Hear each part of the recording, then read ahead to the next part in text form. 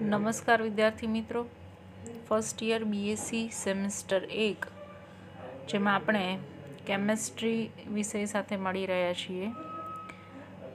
Semester 1માં chemistry વિષયનો core compulsory subject હોવાને કારણે સબ્જેક્ટ કોડ છે CCCH 101. તો મિત્રો, આ પેપરમાં આપણે યુનિટ નંબર 3 થર્મોડાયનેમિક્સ પર ચર્ચા કરી રહ્યા છીએ. મિત્રો, થર્મોડાયનેમિક્સ એટલે કે ઉષ્મા ગતિશાસ્ત્ર, જેમાં આપણે અગાઉ થર્મોડાયનેમિક્સના જે બેઝિક કોન્સેપ્ટને લગતા એન્ટ્રોપી, મુક્ત શક્તિ, આંતરિક શક્તિ, એન્થાલ્પી વગેરેના સમીકરણોનો અભ્યાસ કર્યો. અને અગાઉના લેક્ચરમાં આપણે થર્મોડાયનેમિક્સનો પ્રથમ નિયમ, ગાણિતિક સ્વરૂપ તથા એની મર્યાદા અને ઉપયોગિતા વિશે ચર્ચા કરી. પ્રથમ નિયમની જે ઉપયોગિતા છે એમાં આપણે જોયું કે જ્યારે કોઈ પણ સંયોજન છે એ સંયોજન રચાય ત્યારે સંયોજનની એન્થાલ્પી, બંધન ઉષ્મા, સર્જન ઉષ્મા જેની માહિતી આપણે મેળવી છે એ થર્મોડાયનેમિક્સના પ્રથમ નિયમને આધારે પ્રાપ્ત થાય છે. પરંતુ મિત્રો, આ પ્રથમ નિયમની મર્યાદા પણ છે, જે આપણે અગાઉના લેક્ચરમાં ડિસ્કશન કર્યું. એમાં પ્રથમ મર્યાદા છે કે પ્રક્રિયા થશે કે નહીં, એટલે કે પ્રક્રિયકનું નિપજમાં રૂપાંતર થઈ શકશે કે કેમ. ત્યારબાદ જો મિત્રો આ પ્રક્રિયા શક્ય હોય તો પ્રક્રિયકમાંથી કેટલા પ્રમાણમાં નિપજમાં રૂપાંતર થાય છે એની પણ માહિતી એ પ્રથમ નિયમના આધારે મેળવી શકાતી નથી. ત્રીજી મર્યાદા છે કે પ્રથમ નિયમને આધારે થતી પ્રક્રિયાનો પ્રક્રિયા વેગ પણ જાણી શકાતો નથી. તો આ પ્રથમ નિયમનો જે આપણે અભ્યાસ કર્યો એના પછીનો આપણો ટોપિક છે ઉષ્માધારિતા. તો આપણો ક્વેશ્ચન નંબર 6 રહેશે, ઉષ્માધારિતા સવિસ્તાર સમજાવો. યુનિવર્સિટી એક્ઝામમાં ઘણીવાર પૂછાયેલો છે. ઉષ્માધારિતા એટલે શું, જેની વ્યાખ્યા આપણે આપવાની છે. અને અચળ કદે એટલે કે કદ અચળ રાખીએ, પ્રણાલી જે છે, જે આપણો પ્રક્રિયક એ પ્રણાલીનું કદ અચળ રાખીએ ત્યારે, અને અચળ દબાણે ઉષ્માધારિતા એ બંનેની આપણે સમજૂતી આપવાની છે. તો ઉષ્માધારિતા છે એ સંજ્ઞા કેપિટલ C વડે દર્શાવાય છે. અહીંયા આપણે જ્યારે અચળ કદે ઉષ્માધારિતાની વાત કરીએ ત્યારે કદ જે છે એ કદને આપણે ઇંગ્લિશમાં વોલ્યુમથી દર્શાવીએ છીએ, માટે એની સંજ્ઞા થશે CV. જ્યારે અચળ દબાણ માટે એની સંજ્ઞા આવશે CP. તો આપણે આ ઉષ્માધારિતાની સમજૂતી આપવાની છે. સાથે સાથે આ CV એટલે કે અચળ કદે ઉષ્માધારિતા અને CP એટલે કે અચળ દબાણે ઉષ્માધારિતા, આ બંને વચ્ચેનો સંબંધ રજૂ કરવાનો છે. તો બંને વચ્ચેનો સંબંધ છે એક ગાણિતિક સમીકરણ છે, અને આ સમીકરણ છે CP - CV = R. મિત્રો, આ સમીકરણમાં જે કેપિટલ R છે એ R સૂચવે છે વાયુ અચળાંક. તો હવે આપણે આ જે ક્વેશ્ચન છે એનો આન્સર સમજીએ. સૌથી પહેલાં આપણે ઉષ્માધારિતાની ડેફિનેશન જોઈશું. તો ઉષ્માધારિતા કોને કહેવાય? જ્યારે કોઈ પણ પ્રણાલી છે એનો જથ્થો 1 મોલ હોય અને આ 1 મોલ જથ્થાનું તાપમાન 1°C તાપમાન વધારવું છે, તો જરૂરી ઉષ્માના જથ્થાને પ્રણાલીની ઉષ્માધારિતા કહે છે. તો જ્યારે 1°C તાપમાનનો વધારો કરવા માટે જે પણ ઉષ્મા જરૂરી છે એ ઉષ્માનો જથ્થો એને કહેવાય છે ઉષ્માધારિતા. પરંતુ આ 1°C તાપમાન કઈ કન્ડિશનમાં વધારવાનું છે? તો આપણો પ્રણાલીનો જથ્થો છે એ નિશ્ચિત હોવો જોઈએ 1 મોલ જેટલો. તો મિત્રો, આ થઈ એની ડેફિનેશન. ત્યારબાદ હવે આપણે જોઈએ તો એના ઉપર કયા પરિબળ અસર કરે છે. ઉષ્માધારિતા છે એ તાપમાન ઉપર આધારિત છે, અને ઓબ્વિયસ તાપમાન બદલાય તો કોઈ પણ પ્રણાલી છે એનું કદ પણ બદલાય. સાથે સાથે કદ બદલાય તો એનો દબાણનો પણ જે પ્રેશર છે એ પણ અલગ બને. એટલે તાપમાનની સાથે સાથે ઉષ્માધારિતા ઉપર કયા બે પરિબળો ઇફેક્ટ કરે છે? વોલ્યુમ અને પ્રેશર. તો મિત્રો આપણે હવે આ જે ઉષ્માધારિતા છે એને અસર કરતા પરિબળમાં મુખ્ય પરિબળ છે તાપમાન, અને આ જે ઉષ્માધારિતા છે એને વિકલનીય સ્વરૂપે, મેથ્સમાં તમે સંકલન અને વિકલન ભણ્યા છો, તો એ વિકલન સ્વરૂપે જ્યારે આપણે ઉષ્માધારિતાને દર્શાવીએ છીએ ત્યારે ઉષ્માધારિતા C is equal to equation મળે છે ડેલ્ટા ક્યુ ઓવર dt. આપણે અગાઉ પણ વાત કરી કે જ્યારે તાપમાન જે છે 1°C વધારવાનું છે એટલે અહીંયા આપણે dt 1°C વધારો કરવો છે. તો આ 1°C વધારવા માટે જરૂરી જે ઉષ્માનો જથ્થો છે એને જથ્થો કોનો છે? ઉષ્માનો. તો ઉષ્માને આપણે સંજ્ઞા Q વડે દર્શાવીએ છીએ, માટે એ આપણું ઇક્વેશન બને છે C is equal to delta Q over dt. તો મિત્રો હવે આપણે જે સમજૂતી મેળવી છે એને જ અહીંયા સ્ટેટમેન્ટના રૂપે જોઈએ. તો ડેલ્ટા ક્યુ એ શું સૂચવે છે? ડેલ્ટા ક્યુ જેટલા ઉષ્માના જથ્થાનું શોષણ કરવાથી 1 મોલ પદાર્થનું તાપમાન કેટલું થશે? dt જેટલું વધશે. જેટલી ઉષ્માનું શોષણ થશે એટલું એના તાપમાનમાં ફેરફાર થાય છે. તો આ ઇક્વેશનની સમજૂતી થઈ. હવે મિત્રો આપણે સૌથી પહેલાં જોઈએ તો ઉષ્માધારિતા છે એ કુલ 2 પ્રકારની છે, જે આપણે અગાઉ પણ ચર્ચા કરી. તો અચળ કદે થતા તાપમાનના ફેરફાર માટે ઉષ્માધારિતા, આ પ્રથમ ઉષ્માધારિતાનો પ્રકાર છે. શા માટે આપણે આ મુદ્દો જોયો? કારણ કે અગાઉ પણ મેં તમને વાત કરી કે તાપમાન છે એનું મુખ્ય પરિબળ છે. જેમ તાપમાન બદલાય તો એનું કદ પણ બદલાય છે. માટે આપણી પહેલી ઉષ્માધારિતા કઈ છે? તો અચળ કદે થતા તાપમાનના ફેરફાર માટેની ઉષ્માધારિતા, જેને આપણે સંજ્ઞા કેપિટલ C સ્મોલ v થી દર્શાવીએ છીએ, CV.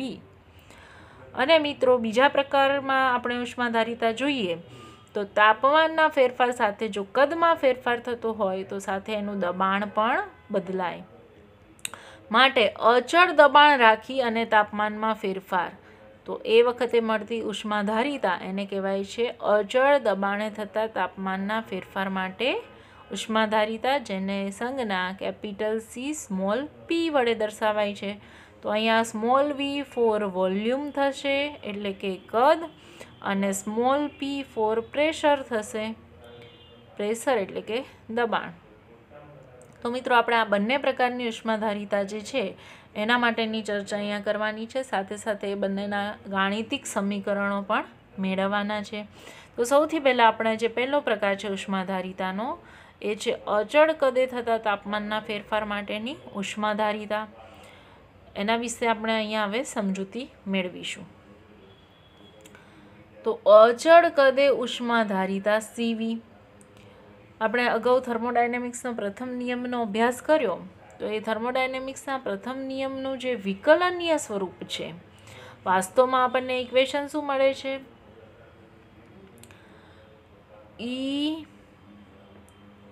ઇઝ ઇક્વલ ટુ આપણે અહીંયા E2 minus E1 is equal to Q minus W આવું ઇક્વેશન મેળવ્યું છે.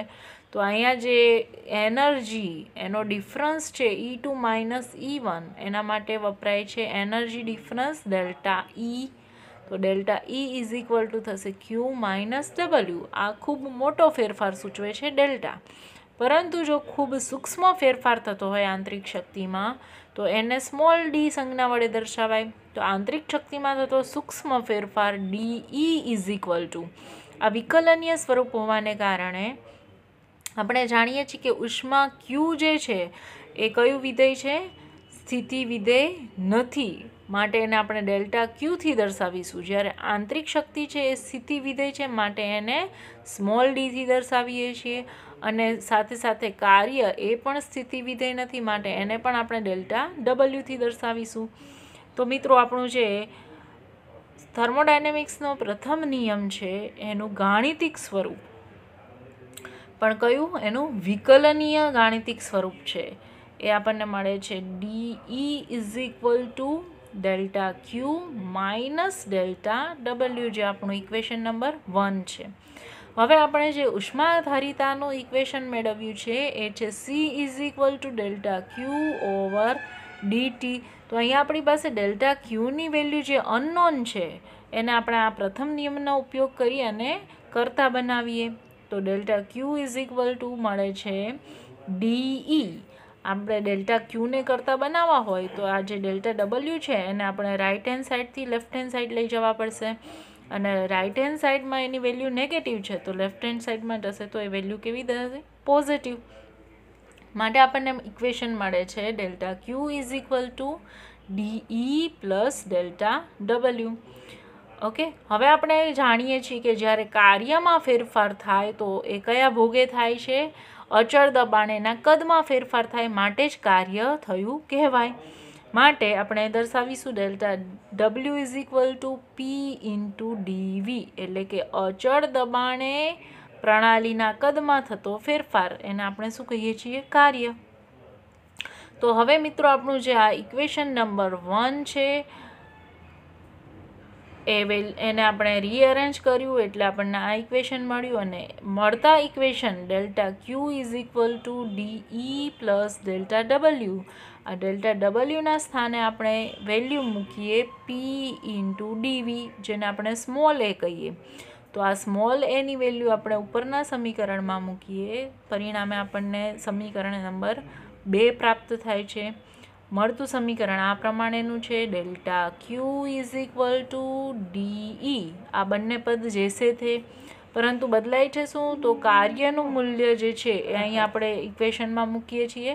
Delta W is equal to આપણે લખીશું પી ઇન્ટુ ડીવી, જે આપણું ઇક્વેશન નંબર 2 થયું. તો મિત્રો હવે અહીંયા તમે જોઈ શકો છો કે delta Q is equal to DE plus પી ડીવી.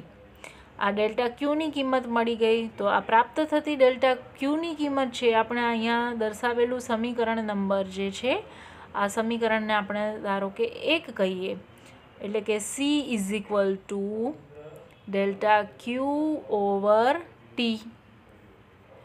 બરાબર છે. તો આ જે ઇક્વેશન છે આ ઇક્વેશન નંબર 1 છે, જે આપણે આગળની સ્લાઇડમાં જોયું. એની અંદર આપણે આ ઇક્વેશન નંબર 2 એટલે કે ડેલ્ટા ક્યુની કિંમત દાખલ કરીએ. તો ડેલ્ટા ક્યુના સ્થાને આપણે શું લખવું પડે? ડીઈ પ્લસ પી ડીવી. પરિણામે આપણને ઉષ્માધારિતા સી ઇઝ ઇક્વલ ટુ મળે છે ડીઈ પ્લસ પી ડીવી ઓવર ડીટી. આ થયું આપણું ઇક્વેશન નંબર 3.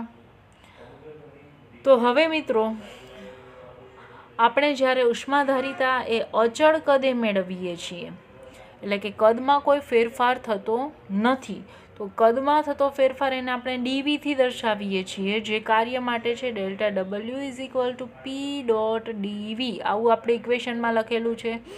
હવે અહીંયા જે ડીવી છે એ કદમાં થતો ફેરફાર સૂચવે છે, પરંતુ જ્યારે કદ જ અચળ છે એટલે કે કદમાં કોઈ ફેરફાર જ થતો નથી, તો પછી કદમાં થતો ફેરફાર કેટલો કહેવાય? શૂન્ય કહેવાય.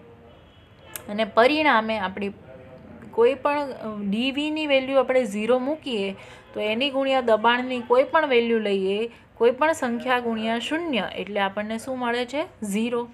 પરિણામે હવે આપણે અગાઉ જે ઇક્વેશન નંબર 3 લાવ્યા છીએ, જે આ પ્રમાણેનું છે she is equal to DE plus P ડીવી over DT. આ ઇક્વેશનમાં જો આપણે પી ડીવીની વેલ્યુ 0 દાખલ કરીએ તો પરિણામે આ જે પ્લસ પછીની દરેક કિંમત છે એ શું થઈ જશે? 0. અને ફાઇનલી આપણને અચળ કદ માટે ઇક્વેશન નંબર 4 મળે છે. એટલે કે અહીંયા તમે જોઈ શકો છો કે અહીંયા આપણે શું લખીએ? She is equal to DE plus DT. આ થયું આપણું ઇક્વેશન નંબર 4. આને થોડું આપણે વધારે વિશેષ અહીંયા માહિતી આપીએ તો અચળ કદે છે માટે ઉષ્માધારિતા સી બરાબર ડીઈ ઓવર ડીટી એ આપણને અચળ કદે સમીકરણ મળ્યું છે. તો આ પરિણામ અચળ કદ માટે છે, તેથી આ ઉષ્માધારિતા માટે પણ અચળ કદ દર્શાવવું પડે, જેને આપણે સીવીથી દર્શાવીએ. તો સીવી ઇઝ ઇક્વલ ટુ મળ્યું આપણને D E over D T at constant volume. એટલે કે આ જે વી છે એ બંનેને લાગુ પડે છે, ઈ ફોર આંતરિક શક્તિ અને ટી ફોર ટેમ્પરેચર. તો આ રીતે આપણને સમીકરણ નંબર 5 જે મળ્યું એ અચળ કદે ઉષ્માધારિતા માટેનું સમીકરણ છે. તો હવે આપણે મિત્રો આ સમીકરણમાં જોઈ શકીએ છીએ કે ટેમ્પરેચર છે એ ક્યાં છે? છેદમાં. તો જેમ જેમ તાપમાન બદલાય એમ એમ આપણને શું ફેરફાર થાય છે? એની આંતરિક શક્તિમાં પણ ફેરફાર થાય છે. તો તાપમાન સાથે આ આંતરિક શક્તિમાં થતો ફેરફાર એને કહેવાય છે અચળ કદે ઉષ્માધારિતા.